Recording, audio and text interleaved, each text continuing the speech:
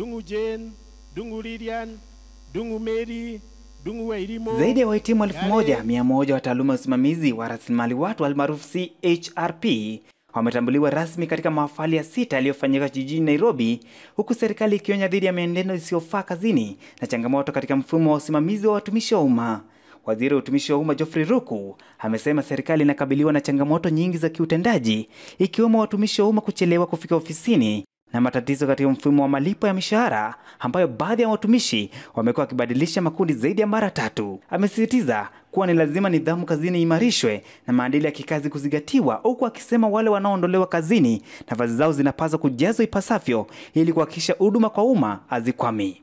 Many government employees are not reporting to their workstation at the required time. Many government employees, we have some of them who are professional students from one university to the other. The payroll system,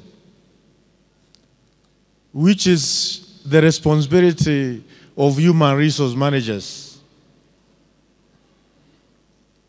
We have people changing their job groups 3 times a year.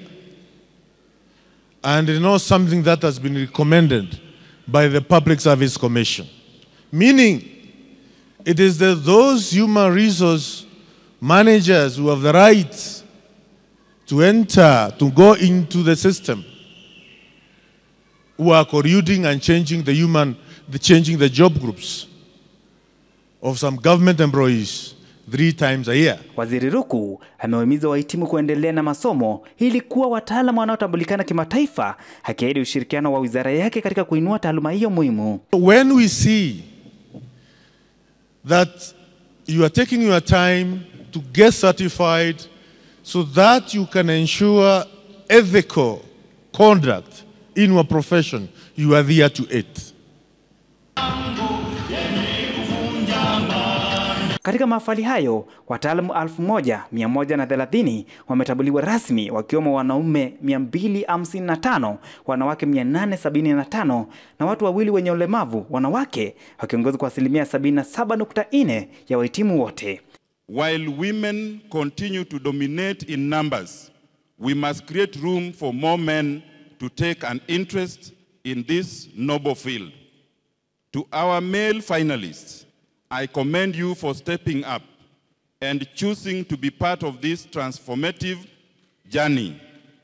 Miongoni mwa washirika wa hafla hiyo ni kampuni ya Robin Search Limited, ambapo kiongozi wake Robert Manyara amesema kuwa ana imani wataalamu hao wapya wataiongoza Kenya katika zama mpya za ajira kwa kusimamisha vyema rasilimali watu na kuboresha ufanisi wa kazi. People who have graduated, we really want to thank the HR bodies and the people who have graduated today, because the role that they are taking is going to really make Kenya to go to the next level. We are here to ensure that they do what they are doing by use of technology, use of HR management system, use of payroll management system, use of biometric system, use of employee anonymous feedback.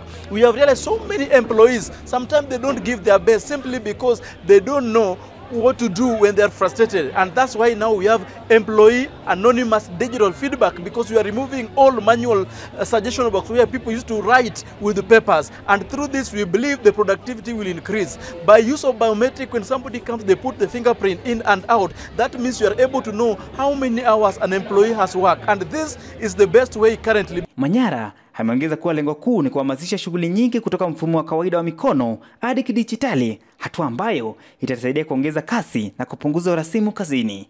Nikiripotia Ron TV, mimi ni John Mutinda. Moria, and finally Maira Sidiki Karani.